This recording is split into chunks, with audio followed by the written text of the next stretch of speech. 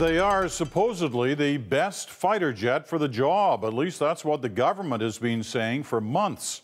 But tonight, the controversial multi-billion-dollar F-35 program is making headlines again, throwing its future into question. Tomorrow, the Auditor General is set to slam the process that led to the picking of the F-35. And our Evan Solomon has the details of that tonight. CBC News has learned that the Auditor General, Michael Ferguson, will find that the process to select Canada's next fighter jet has lacked transparency and accountability. His report is expected to say that officials inside the Department of National Defence misled the ministers. They did not provide accurate information about everything from the cost of the planes to the delivery date. The government is expected to agree with the Auditor General's recommendations to overhaul the program, taking control of the program away from the Department of National Defence and putting it under the lead of the Public Works Ministry. That ministry will oversee something called a Special Secretariat. That's a newly installed layer of oversight.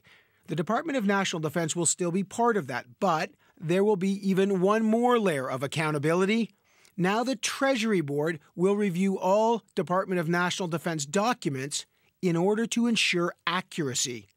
The overall purpose is to provide more oversight, more transparency, and better information to both the government and to the public.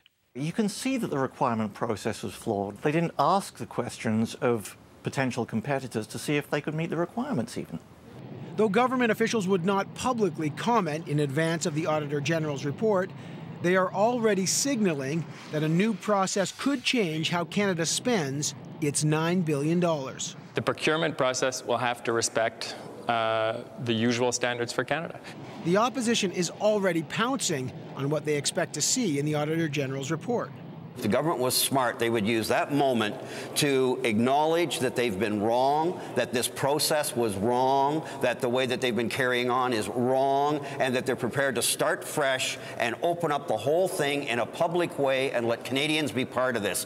Peter, getting slammed by the Auditor General doesn't mean the government will not buy the F-35s, but it does raise new questions. Are other options now on the table for Canada's military? And with all the criticism, perhaps the more important political question, what else is in the Auditor General's report? We'll find out tomorrow. Peter. All right, Evan, thanks very much. Evan Solomon in Ottawa.